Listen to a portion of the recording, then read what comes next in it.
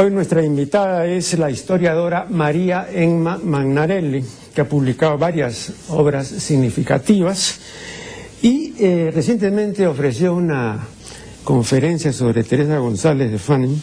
Desgraciadamente no pude asistir, tampoco he leído el texto de la conferencia. En un principio íbamos a conversar sobre Teresa González, pero luego hemos acordado conversar sobre algunos puntos relativos a la mujer peruana de las últimas décadas del siglo XIX y de las primeras del siglo XX. De modo que la más cordial bienvenida a María Emma. Y quiero primero someter a la consideración de la invitada lo siguiente. Voy a mencionar 5 ilustres mujeres peruanas del siglo XIX, nacidas, perdón, en el siglo XIX, ¿no? Y a quienes hermana una característica, bueno, seguramente otras características también, pero una que quiero después destacar, ¿no? La voy a mencionar en orden cronológico. Teresa González, Mercedes Cabello, Clorinda Mato, Elvira García García y María Jesús Alvarado. Ahora bien, todas fueron provincianas. Así es. ¿No? Teresa González, Ancashina, ¿no es cierto? Luego Mercedes de Moquegua, Clorinda del Cusco, Elvira García García de Lambayeque y Alvarado de Ica, ¿no? Concretamente de Chincha, ¿no?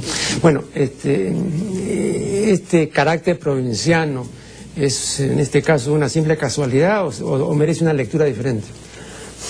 Sí, a mí también me ha llamado la atención, porque siempre se habla del centralismo limeño, ¿no? Que las provincias están relegadas, están distanciadas de los sucesos más importantes, pero no están así siempre, ¿no? O sea, no tiene un significado unívoco y acá vemos que las mujeres, bueno, estas que han mencionado, han nacido, como dices, en provincias, no en Lima, pero, claro, tienen que venir a Lima para encontrar un espacio más cómodo para su trabajo, para su reflexión, para desarrollar sus ideas, ¿no?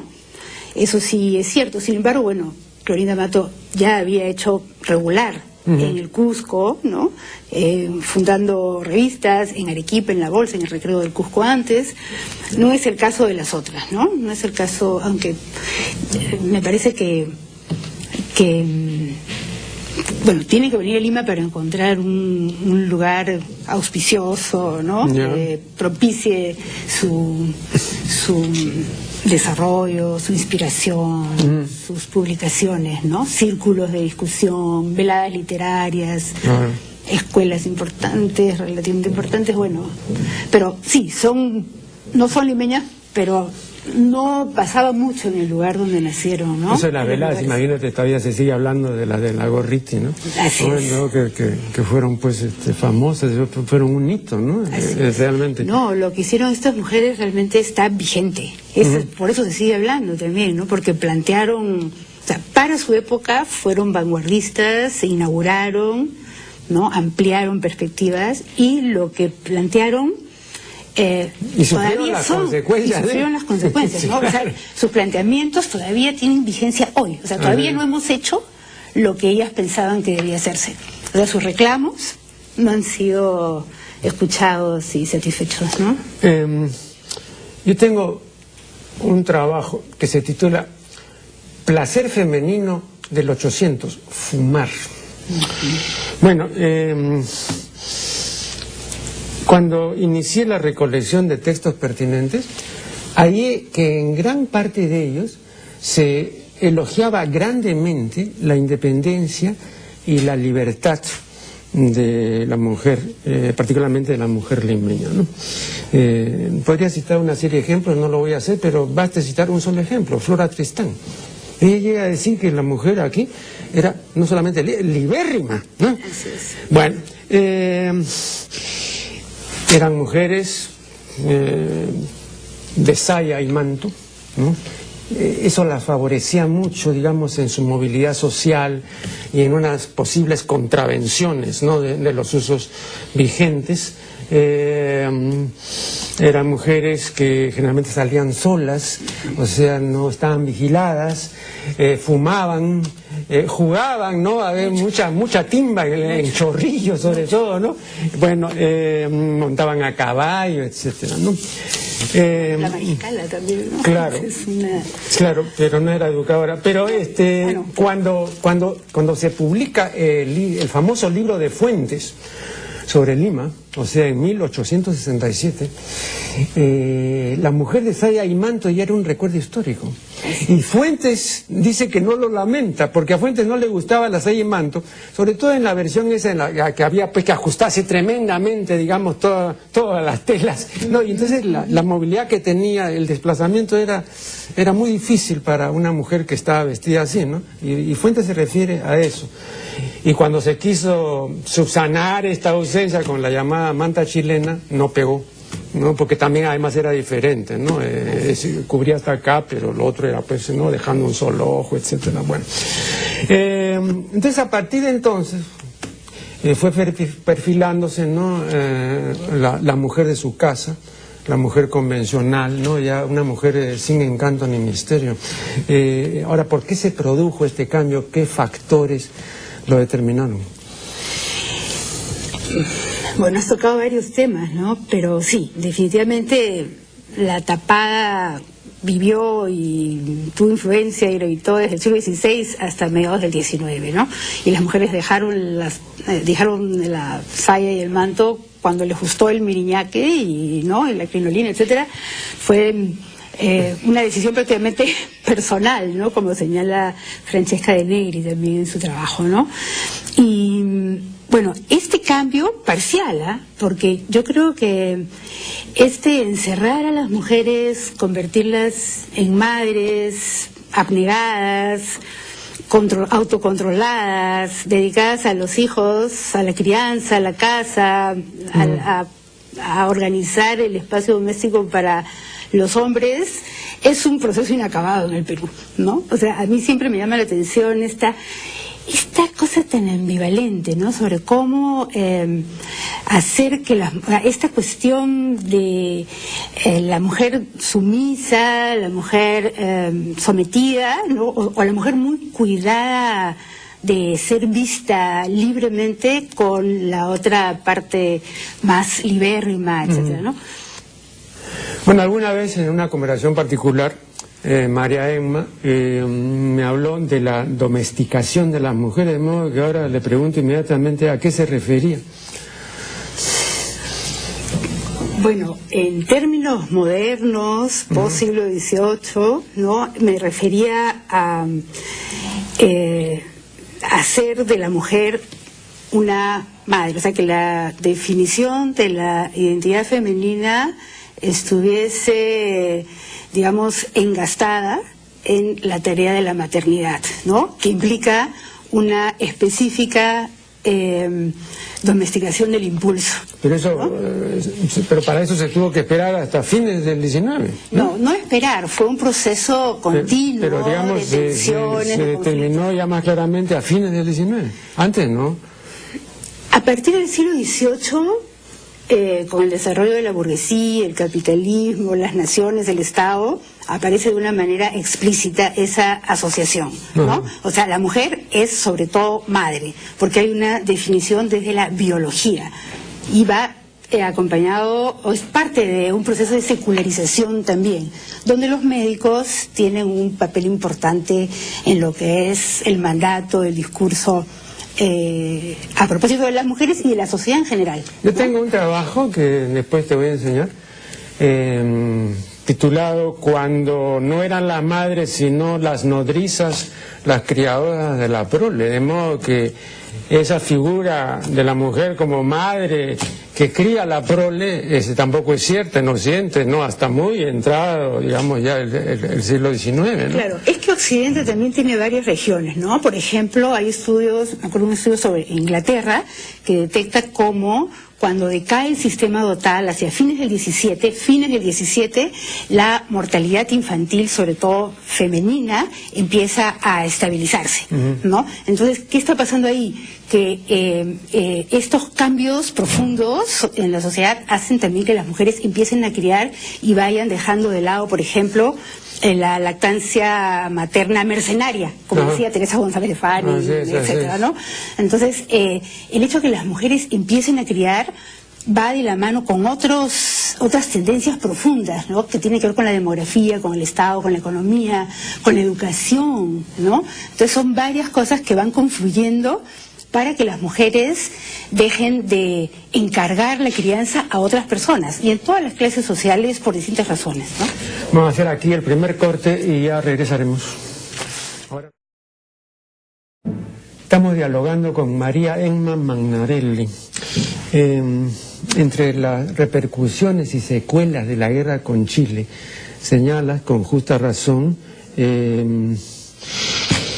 aumentaron los mal llamados hijos ilegítimos, porque no tienen por qué ser ellos los ilegítimos, disminuyeron los matrimonios y se incrementó también la prostitución. Pero en esa época quisiera decir, si tú has tenido ocasión de leer el libro de Dávalos y Lizón, que es del año 9, pues tampoco no había una gran prostitución. Además él, tú sabes perfectamente, en esa época no estaba reglamentada, y él además defiende, ¿no? Porque dice que eran mujeres, primero, pues muy de la época, blancas, inteligentes, ¿no? Educadas, que no hacían nada contra natura, ¿no? Y que no tomaban alcohol ni fumaban. Eso él dice así, pero que claro, pues a veces la vida fácil y todo, ¿no? Y que no tenían rufián. Eran independientes. Bueno. Entonces casi se me ocurrió decir lo que decía Simone de Beauvoir, ¿no? Cuando hablaban de la prostitución y todo, el problema no hay por qué algunas mujeres o muchas mujeres se prostituyen, sino el problema es al revés, porque la mayor parte no se prostituye por ese tipo de facilidades que hay. Eso decía ella. Bueno. Claro, pero es que la prostitución también tiene varias acepciones, ¿no? Por ejemplo, las mujeres vanguardistas como Teresa González y Mercedes Cabello y la misma María Jesús Alvarado decían que el matrimonio arreglado y convenido es una forma de prostitución legalizada, ¿no? Así es. Y eso fue uno de los pilares de la crítica feminista a la sociedad jerárquica de la época, ¿no? O sea, cuestionar el arreglo matrimonial y la no opción de las mujeres. Finalmente eso es lo que cuestionaban, ¿no? Que es histórico, ¿no? No solamente en el Perú, pues no en todas partes, ¿no? Y donde ya alcanza niveles ya alucinantes es, por ejemplo, en la India, ¿no? Donde creo que los 3 años o 4 años están comprometidos, ¿no? Así es. No, eso ya... Bueno, en el Perú todavía hoy hay padres que entregan a sus hijas en matrimonio, entre comillas, ¿no? O sea, entregan a sus hijas a otros hombres como formas de pagar favores, etcétera, ¿no? O sea, bueno, clases altas y clases bajas, ¿ah? En la costa y en las ciudades y en el campo. Ahora, tú dices que en tal contexto, ¿no? Emergió el interés por la naturaleza de los vínculos familiares y la necesidad de modificarlos, ¿no? Entonces, ¿cómo se tradujo en la práctica esta emergencia? Del discurso. Claro, este interés en este contexto, digamos, posguerra, ¿no? Bueno, hubo... creo que en el caso de los médicos hubo una producción de un material interesante sobre el tema, y en el caso de las mujeres para la escuela, ¿no? En función de la escuela. La escuela fue un espacio inaugurado en ese momento prácticamente, ¿no? La escuela laica. Tú lo que quieres decir es que comienza, o ya había comenzado el discurso médico, ¿no? En relación, digamos, con el sexo femenino. Me parece que es después de la guerra con Chile cuando... Comienza, pero porque, ¿sabes por qué te digo? Porque si tú retrotraes solamente 2 o 3 décadas, el estatus de médico era un estatus muy bastante devaluado. No, claro. Entonces el médico no tenía una presencia como para ser un orientador de la opinión nacional. No, o sea, además la Iglesia tenía el monopolio, ¿no?, del control de la sexualidad, del matrimonio, ¿no? O sea, estaba en función todavía el Código Civil de 1852, ¿no?, cuando las élites le habían cedido a la Iglesia el control del matrimonio y por lo tanto de la sexualidad, ¿no? Ahora, entonces estaba vigente todavía ese código hasta... ¿Tenemos que llegar hasta el siglo XX, a la primera década? No, el código... No, me refiero ya para que se vea, digamos, este interés. Sí, ¿no? Bueno, ahí están los médicos, están las mujeres educadoras, están los anarquistas, que son básicamente los anticlericales, ¿no? O sea, desde donde nace la crítica a la Iglesia y las implicancias que tiene que los clérigos controlen la vida educacional, social, cultural, sexual, matrimonial. Yo digo, y a pesar que una serie de personajes políticos y literarios manifestaban pues ostensiblemente su anticlericalismo, ¿no? Por ejemplo, para mencionarte de don Manuel González Prada, ¿no? Es clarísimo. Y después Ricardo Palma tenía una clerofobia pero así patente, ¿no? Pero por otro lado es simpatizante de Piérola, y Piérola, digamos, tenía vínculos muy estrechos con la Iglesia, ¿no? Entonces también hay, como decía, esta ambivalencia, ¿no? Unas posturas algo acomodaticias, ¿no? Tal vez, sí. No es el caso de González Prada en ese ámbito, ¿no? Pero estas mujeres que mencionaste al inicio de este diálogo eran todas críticas, ¿no?, a propósito de la Iglesia, unas más que otras, por supuesto, ¿no? Y como tú dices, les costó bastante, ¿no? ¿Y cuándo comenzó a disminuir la influencia clerical en los vínculos familiares? Bueno, yo creo que me parece que todavía es gravitante, ¿no?, que todavía tiene peso. ¿Ahora? Yo creo que sí. Bueno, creo que últimamente, por ejemplo, la Iglesia, y con su vocero principal, que es Cipriani, ¿no?, ha denostado el reparto de condones en las escuelas, ¿no? Claro. Y eso también se vincula con... pero eso sí, digamos, si yo fuera papa, ¿no? Y yo les diría, pues, a estos señores que no digan eso, porque eso sí es completamente reaccionario. Pero es que... y además no va a ser atendido. Sencillamente es como si tú dijeras, la Iglesia solamente reconoce para controlar la concepción los llamados métodos naturales, ¿no es cierto? Bueno, ¿quién le hace caso? Nadie, ¿no? Entonces, y sin embargo, sigue, digamos, manteniendo eso. Y en la última edición de su catecismo, ¿no? Si tú ves cuáles son las ofensas a la castidad, bueno, la primera ofensa a la castidad, ¿no?, es la lujuria. Claro, bueno, pero es que en eso se ha basado la jerarquía eclesiástica, ¿no? O sea, los castos son los que tienen el poder y son los que tienen el vínculo con Dios, son los que no están contaminados en principio, ¿no?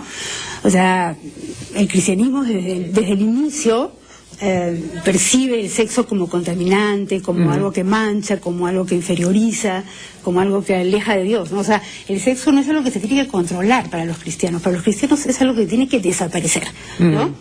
Entonces, ese es un problema, y eso no ha variado. O sea, se consolida en Trento, ¿no?, en el siglo XVI, en la Contrarreforma, y ahí no han habido cambios. O sea, el sexo no puede estar disociado de la reproducción. No puede. ¿No? O sea, sexo... No, y ya modernamente tampoco del amor. Porque tú sabes que en la anterior edición del Código de Derecho Canónico, no se mencionaba el amor en relación con el matrimonio. No, era malo, el amor. Claro, no se mencionaba, claro, ya ahora sí se menciona, digamos, la necesidad de que la pareja que contrae matrimonio se ame. Con lo cual añaden otro error, ¿no? Porque ya el hecho de querer hacer el matrimonio, ¿no?, la vía natural y permanente de desahogo sexual, es una estupidez, porque eso no es así. Claro, lo que pasa es que seguramente han tenido que echar mano a eso para proteger o fortalecer la monogamia, ¿no? Que es tan difícil, no, digamos. No, o sea, ya no se queda otra, ¿no? Claro, o sea, como no van a promover digamos, el sexo en el sentido de la comunicación, ¿no? Bueno, entonces el amor, ¿no? O sea, el amor todavía puede... O sea, no es una amenaza, pero, ¿no? es que, digamos, el sexo es admisible según este criterio, porque el amor lo dignifica. O sea, el sexo solo es animalizante. Esa es la posición. Eso es casi parte de toda la prédica de la humanidad sistemática, no solamente de Occidente, sino... No, pero en Occidente ha llegado a niveles alucinantes. Así ¿no? es, Sí, no... Siempre se ha querido como humanizar el sexo, ¿no? Aquí dices... En Limpias y Modernas, los siguientes, cito textualmente: el rol maternal no parecía definir la identidad de las mujeres. Los niños podían ser criados e incluso amamantados por mujeres de la clase subalterna. Bien, pero entonces la pregunta es, ¿cuándo comienza lo que Simone de Beauvoir llamó la religión de la maternidad, ¿no? Y cuándo comienza esta revalorización o esta dación de un estatus al niño, que a quien siempre se consideró como un adulto pequeño. Yo recuerdo perfectamente en los antiguos libros, en el siglo XX, se hablaba del siglo del niño, ¿no? Y eso me parece, mi padre me comentaba, mi padre se dedicó mucho a la pedagogía, comenzó en los países nórdicos, ¿no? Y luego se esparció, pero hace un siglo de eso nomás. Mira, hay un historiador muy importante que se llama Philippe Arié, francés, que en los años 60 publicó un libro sobre la infancia en el antiguo régimen. Y él, a través de un examen, un análisis muy minucioso de la iconografía de la época, sobre todo, detecta que el concepto de la infancia, como tal, como concepto, aparece en el siglo XVII en Francia en determinadas clases sociales, ¿no? Eso puede haber variado en Europa y en América Latina, ¿no? Pero digamos, el niño deja de ser un adulto pequeño, en escala chiquita, ¿no? En Occidente, a partir del siglo XVII, pero hay variaciones regionales, ¿no? O sea, no es lo mismo, ¿no? El centro de Francia que el sur de Italia, ni que Grecia, ni que el mundo musulmán, ¿no? Y eso tiene que ver, está emparentado con el desarrollo de la escuela, con el desarrollo, con un mayor cuidado, ¿no? El niño antes que la niña, porque primero aparece el niño, la niña aparece mucho después, porque la niña sigue siendo, digamos, para ser mujer solamente tiene que imitar a la madre, claro, ¿no? En cambio el niño tiene que ser ya distinto, va a la escuela, digamos, ya no es el aprendizaje, sino es la educación, ¿no? Ya se configura, o sea, la familia se configura emocionalmente, ¿no? Lo que llama la familia sentimental, o sea, ya no es la familia... no es el hogar donde hay producción, ¿no? No es la casa del artesano, del que está trabajando la cerveza, la madera, ¿no? Ni la familia campesina, que es una familia productora. O sea, cuando la familia deja de ser una unidad productora, ¿no? Se convierte en un universo sentimental, emocional, amoroso, que toma mucho tiempo además para que eso ocurra, aparece el niño. O sea, muy rara vez ocurre. Hay una inversión, digamos, el niño se convierte como en el centro del interés de los padres. Ahora, qué curioso, ¿no? Porque fíjate, quizá eso coincide también con la paulatina evaluación o reevaluación de la juventud, que nunca tuvo estatus antes del siglo XX. No, los jóvenes eran los solteros. Claro. Uno podía tener 42 años y si no estaba casado, claro, pues era un joven. Claro, entonces, ¿no? Pero además, como han dicho varios autores, yo también tengo un escrito sobre particular, ¿no? El joven en primer lugar y sobre todo no era confiable.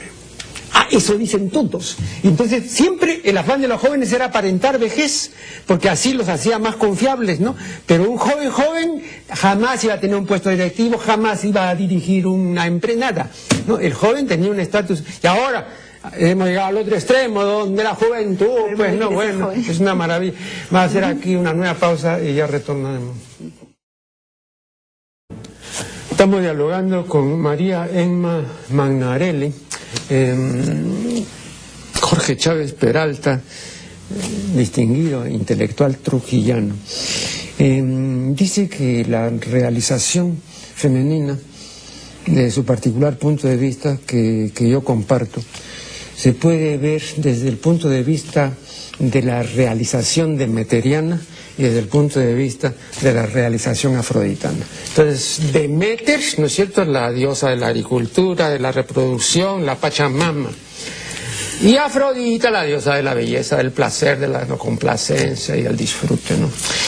Y que lo ideal es que estas dos realizaciones vayan de consumo, ¿no?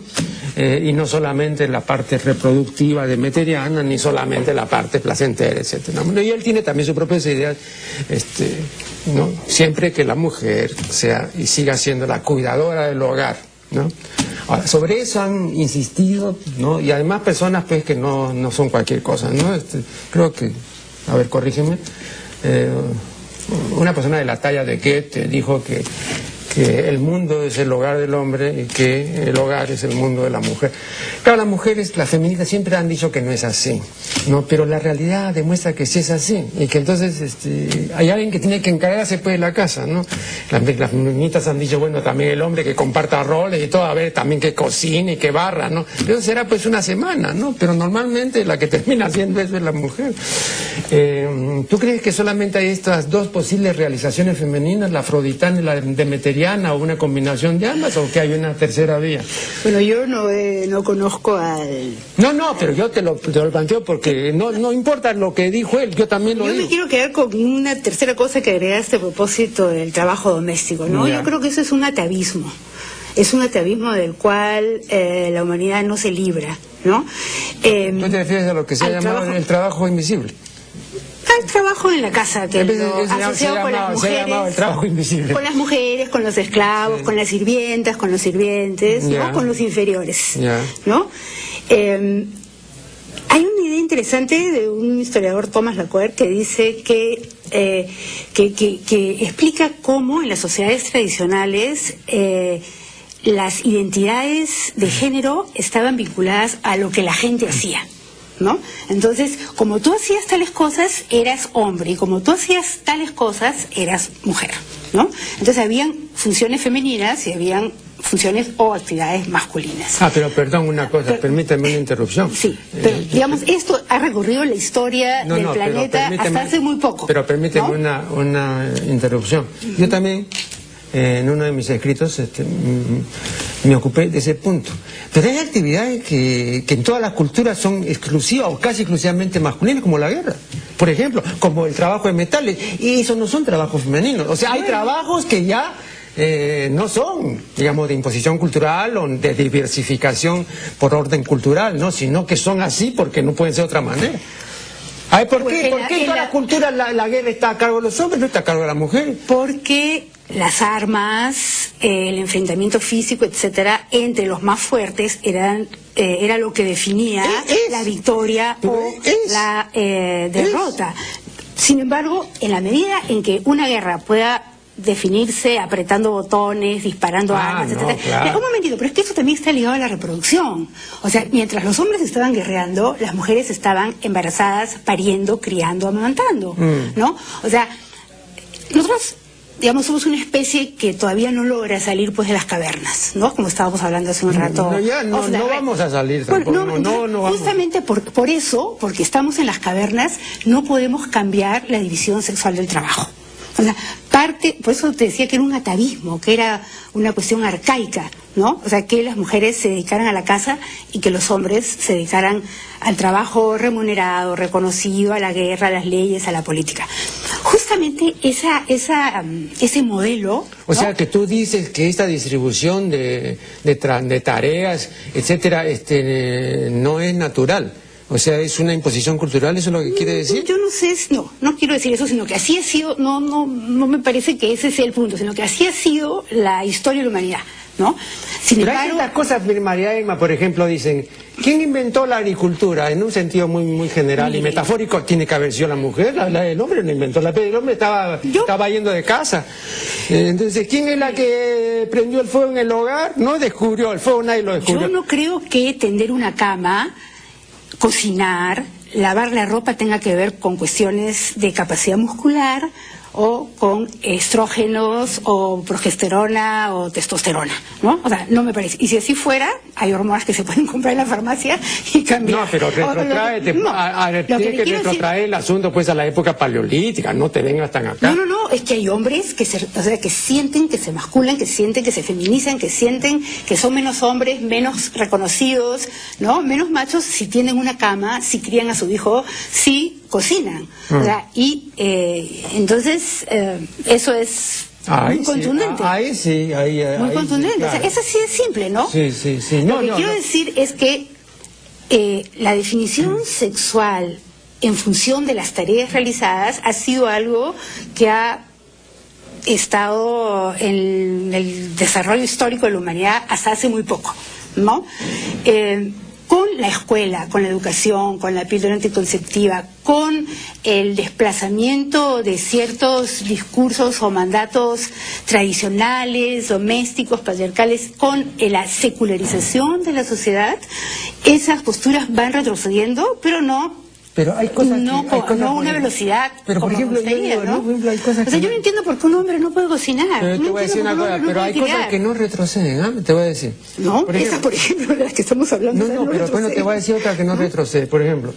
Y eso fue a raíz de mis estudios sobre la mujer. En la marina de todos los países se considera que la presencia de la mujer trae mala suerte. Ahora, eso es general.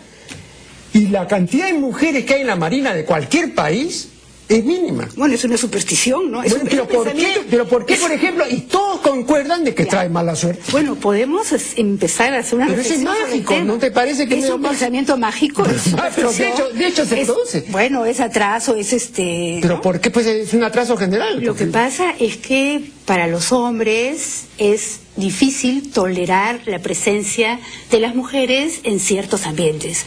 O sea, bueno, ya uno entiende la familia, la marina, las Fuerzas Armadas, ¿no? Pero cuando las mujeres empezamos a ir a las universidades, o sea, los hombres estaban muy incómodos, ¿no? La fantasía era que la especie se iba a extinguir, quiénes iban a reproducirla, ¿no? Habían tesis de doctorado en Harvard, en Cambridge, en las universidades más sofisticadas, que sostenían que a las mujeres se les secaba el útero y los ovarios y el cerebro les crecía. Eso estamos hablando del siglo XIX, principios del XX, cuando las mujeres empezaron. O sea, hay muchas cosas que se mueven a nivel de fantasía, ¿no? O sea, temores inconscientes que sustentan investigaciones, tesis, libros. No, yo te voy a contar una anécdota. Lo que pasa es que tolerar a alguien distinto en un espacio público en términos que no sean los del sometimiento, los de la subordinación, etcétera, es un reto para la especie humana, para los hombres en este caso, ¿no? Entonces, hay grandes resistencias, ¿no? Porque eso implica redefinirse. O sea, significa que los hombres salgan de esa especie de estado, ¿no? Yo no estoy tan seguro, ¿sabes por qué? ¿Sabes por qué? Porque en esta llamada posmodernidad que comienza poco más o menos hace, pues, ¿qué te digo? 20 o 25 años, ¿no? Una de las características que he observado es la despolarización sexual, porque tú al plantear las cosas como las estás planteando, y lo has hecho muy bien, estás planteando, digamos, a un macho por aquí y a una mujer por acá, una hembra por acá. Esto de acá significa que hay dimorfismo, o sea, dos aspectos que te permiten fácilmente decir, esta es una mujer y este es un varón. Pero en los últimos 25 años eso se ha ido desdibujando. Entonces ya estos varones ya no son tan varones en un sentido tradicional, ¿no? Ni estas mujeres son tan mujeres, ¿no? En un sentido, digamos, decimonónico, ¿no? Entonces ahora comienza a tener auge todo lo intersexual, o sea, todo lo que está entre las dos polarizaciones normales, ¿no? Y entonces vienen pues todas las formas intermedias de expresión sexual. Eso es característico en la vestimenta, en las costumbres y todo. Pero déjame decirte que eso no es algo moderno, que en la Edad Media no había, o sea, las diferencias sexuales eran graduales, no eran de clase. Justamente cuando aparece el hombre y la mujer definidos ontológicamente, digamos, dos seres diferentes evidentes por cuestiones de naturaleza es en el siglo XVIII, XIX, con justamente el discurso médico que asocia el cuerpo, la biología, con la identidad sexual, ¿no? Antes no. O sea, antes prácticamente las mujeres no existían. O sea, existía el hombre y su cuerpo masculino como un cuerpo paradigmático, ¿no? O sea, la mujer era una versión imperfecta, inacabada, ¿no?, de lo masculino. O sea, el ser femenino no tenía existencia, ¿no? Y eso significaba también que, digamos, la relación entre la mujer, entre lo femenino y lo masculino, era también una cuestión de grados. Por eso, digamos, no era la homosexualidad, por ejemplo, no era una anormalidad, ¿no? Era porque no habían estos dos moldes de lo femenino y lo masculino, lo que no encajaba allí estaba afuera y era anormal, claro, ¿no? Entonces no había, digamos, el modelo era diferente, ¿no? Entonces eso que nosotros lo vemos como modernidad no es necesariamente tal, ¿no? Vamos aquí a hacer la última pausa y ya retornaremos. Estamos dialogando y esta es la última parte de este diálogo interesante con la historiadora María Emma Magnarelli. Bueno, quiero dejar momentáneamente, porque sé que tú eres especialista en el siglo XIX y en buena parte del siglo XX, pero quiero más bien poner sobre el tapete algún tema que concierne a la actualidad, ¿no? Brevemente se trata de lo siguiente. Ya yo he dicho lo que tenía que decir en otros programas sobre esto, pero lo importante es lo que tú tengas que decir. El segundo feminismo, que comenzó en la década de 1960 con la contracultura, se propuso, entre otras cosas, acabar con la mujer objeto, ¿no? Que es la mujer de vitrina, de exhibición, la mujer que es un juguetito y que es un mimo, y eso ya, no, las feministas dijeron, se acabó eso, o queremos acabar con eso. Bueno, han transcurrido 40, 50 años y no solamente no han acabado con eso, sino que la mujer objeto ahora es reina soberana y hay más mujeres objetos que nunca, ¿no? ¿Cómo te explicas primero esta proliferación y segundo este fracaso del nuevo feminismo? Porque no pudo, ¿no? Ya no digamos contra la mujer objeto, sino contra las industrias que favorecen esta permanencia de la mujer objeto. Sí, no es un tema fácil de abordar y me gustaría poder pensarlo más allá de una postura moralista, ¿no? Porque eso no nos permite plantear el problema en toda su complejidad, ¿no? Pero sí, definitivamente hay, ¿no?, la presencia de las mujeres en los espacios, en la televisión, en la media, es brutal y es como es, ¿no? Y bueno, creo que hay una terrible resistencia de parte de las mujeres también de ser libres, ¿no? O sea, digamos, las feministas podemos plantear lo que nos parece, podemos tener tales y tales posturas y, digamos, ir contra la mujer objeto significaba recuperar la libertad de las mujeres, ¿no? Pero a las feministas no podemos garantizar que eso ocurra, ¿no? O sea, pero sí conocían los beneficios de la servidumbre. Cuando vino acá Esther Vilar y alborotó el cotarro académico y no académico, y yo la entrevisté, no acá, en el Canal 11, recuerdo que estaba medio resfriada, fue con un polito y todo, era una mujer atractiva ya cerca de los 40, pero era muy rápida en sus respuestas y todo, y tú sabes pues que el balón domado es sencillamente la propuesta y la declaración de que a la mujer no le conviene cambiar, ¿no? Porque tal como está le va muy bien y le va a seguir yendo bien. Y ahí ella desarrolló la idea. Ninguna feminista quiso ir a rebatir. Y ya después yo vi que cuando yo entrevisté a Esther, era una mujer tan rápida y muy buena para pelear, ninguna de las feministas en esa época, 1972, lo hubiera podido enfrentar exitosamente, ¿no? Te estoy hablando hace 40 años, ¿no? Pero la posición de ella era esa. A las mujeres no les conviene cambiar, porque basta que alcancen, decía, la edad del chimpancé, a 8 o 9 años, se quedan en esa edad y luego muy fácilmente van a ofrecer su vagina a discreción y entonces van a supervivir de lo más bien. Era una cosa muy escueta, muy descarnada, pero era así directo y frontal, ¿no? Nunca la contradijeron. Bueno, yo creo que los hombres siguen teniendo mucho poder y las mujeres, cuando consiguen el poder, piensan como los hombres, ¿no? Esa puede ser una explicación a tan complejo fenómeno. No hay, o sea, nunca hay que confiar en una sola explicación, ni las cosas tienen una sola causa, ni siquiera sabemos si tienen causas, ¿no? Pero el problema es que la mirada del poder sigue siendo la mirada masculina, pese a que los ojos puedan ser de las mujeres, ¿no? Es que si las mujeres quieren, ¿no?, aparecer como tales, bien, ¿no? O sea, no voy a suscribir una postura moralista, que el cuerpo, que no. Pero digamos, yo creo que es una opción, pero sí me parece que las mujeres se ven a sí mismas no con sus propios ojos, sino con los ojos masculinos, ¿no? O sea, de allí las cirugías plásticas, las liposucciones, las siliconas y todo eso, ¿no? Es ser mirada por los hombres, ¿no? Pero o sea, o ser mirada por la mirada masculina, no por el hombre, ¿no?, anatómicamente hablando, biológicamente hablando, fisiológicamente hablando, sino las mujeres son también partícipes. O sea, el problema es en qué circunstancias las mujeres podemos detectar nuestro deseo. Pero fíjate, ¿no? María, o sea, el problema es que la mujer objeto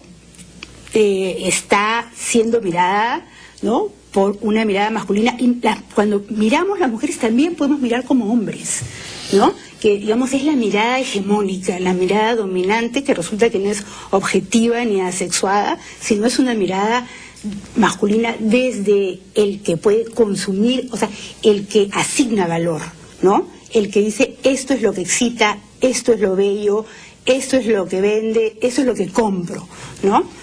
Entonces, me parece que hay una...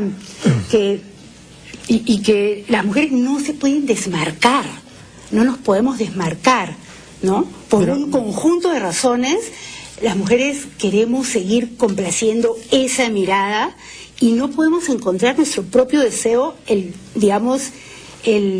la postura que nos libere de eso, ¿no? Yo he hecho una lectura ligeramente distinta. Seguro. Respecto, ¿no?, a los implantes en los pechos femeninos.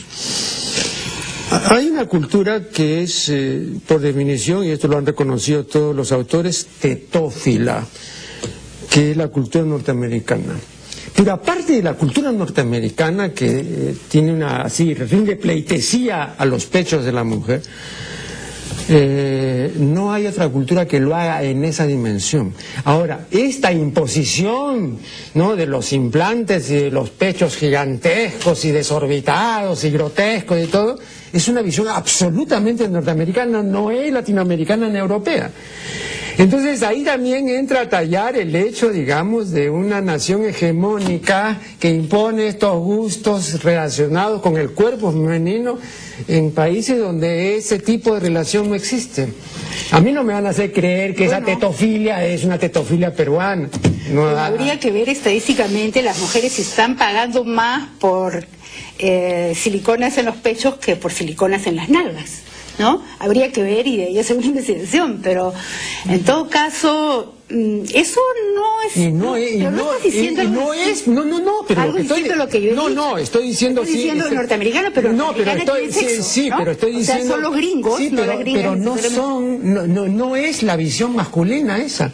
O sea, esa visión de que qué cosa es lo que le puede gustar a un varón, que yo me agrande las tetas, por ejemplo, pienso una mujer, esa es una visión de la mujer, esa no es una visión masculina. No, pero ¿qué es lo que le está...? A ningún varón le va a gustar pues una teta con silicona que no toca, es una cosa dura, que no tiene ninguna gracia, pero ahí no me van a contar ese cuento, pues. Entonces eso ha sido, digamos, una lucubración femenina, no es masculino eso. Bueno, me parece que... No podemos discrepar, ¿no? Claro. Que son hipótesis, sí. Pero sí, discrepo en ese sentido, ¿no? Me parece que... O sea, ¿cuál sería el uso de las mujeres por complacer? Pues porque, ¿qué cosa? Por eso mismo, por complacer. Porque ha habido un mensaje que le ha llegado a las mujeres, ¿no? Desde la mirada masculina, me gustan los senos grandes, me gustan las tetas grandes. Ok, entonces entonces voy a complacerte, ¿no? Finalmente, los que dan valor... Otra lectura de la tetofilia tengo yo, pero no viene al caso, ¿no? No, pero no viene al caso. Pero yo no estoy segura si hay... O sea, habría que ver estadísticamente, ¿no? ¿Dónde se inyectan las mujeres más silicona, ¿no? Pero fíjate, yo he entrevistado aquí varias veces a Frida Holler y le dije una vez, Frida, cuando usted fue reina de belleza, las candidatas no se hacían ninguna modificación en su cuerpo y no se hacían ninguna operación de cirugía estética. Ah, por supuesto, me decía, pero ahora no hay ninguna candidata en concurso de belleza que no vaya con 10 operaciones y eso es admisible. O sea, es una falsificación del cuerpo femenino. Y ahora esto es una cosa permitida y que a todo el mundo le parece bien. ¿A ti te parece bien? Que vaya una mujer con 10 operaciones, con 15 operaciones. Lo que a mí no me parecía... Depende para complacer a quién, ¿no? No, para ganar el concurso. Para ganar el concurso de belleza. Pero ¿quiénes son los que premian? ¿Quiénes son los que dan... los que asignan ese valor? Pueden ser los entendidos. Bueno, pero hay una cosa, o sea, pueden ser mujeres, pero las mujeres también pueden estar colonizadas por el pensamiento masculino. Colonizadas, de eso están, sí, claro. Bueno, ese es mi punto, pues, o sea, ¿en qué circunstancias las mujeres podemos optar de acuerdo, o sea, por nuestra libertad, por la autonomía, ¿no? Así en estos términos, cuando ya entra a tallar la industria y cuando entran en juego negocios millonarios, es bien difícil contrarrestar eso, porque ahí no hay ya otras razones sino las del dinero. Si eso va a dar más dinero, ahora cualquier operacioncita de esas cuesta miles, o sea, ¿no? Y un regalo, por ejemplo, me cuentan un regalo de una niña que cumple 15 años es que le hagan la primera operación a los 15 años. Y ahí ya con las modificaciones, ¿no? O sea, las adulteraciones comienzan desde los 15 años para adelante. Yo creo que tiene que ver también con las dificultades, como dije, y subrayo, para ejercer la libertad, ¿no? Porque ejercer la libertad implica bueno, pero es que en eso estamos las feministas desde siempre, ¿no? Y por eso fracasamos, porque la libertad, digamos, es un bien mayor de la humanidad, ¿no? O sea, no nacemos con esa inclinación, sino es un logro cultural, que significa una transformación radical de la existencia, ¿no? Entonces yo creo que estas actitudes, estas opciones, tienen que ver con un terror a la libertad. Y yo estoy recordando, a propósito de esto, que me parece una observación muy pertinente, estoy recordando lo que decía Unamuno. Si hay algo que el ser humano ha detestado siempre, decía Unamuno, y ha sido enemigo así tenaz, ha sido de asumir una responsabilidad. Por eso, a mí no me cuentan, decía Unamuno, que vino un señor feudal y convirtió a alguien en siervo. Fue al revés. Ese es el siervo, dijo, renuncio a todo con tal de... Hay que traer abajo los enfoques dualistas, que del siervo el señor no. La cosa va junta, ¿no? Por eso es que no es que los hombres son malos y las mujeres son buenas, o las mujeres son las víctimas y los hombres son los opresores. Hay una complicidad y hay una cosa recíproca que es a lo que hay que mirar, ¿no? O sea, cómo nos relacionamos, cómo nos tratamos, ¿no? Bien, me indican que el tiempo se ha vencido. Nuevamente, mi agradecimiento a María Enma Magnarelli por su colaboración en este programa, y con ustedes será hasta el programa siguiente.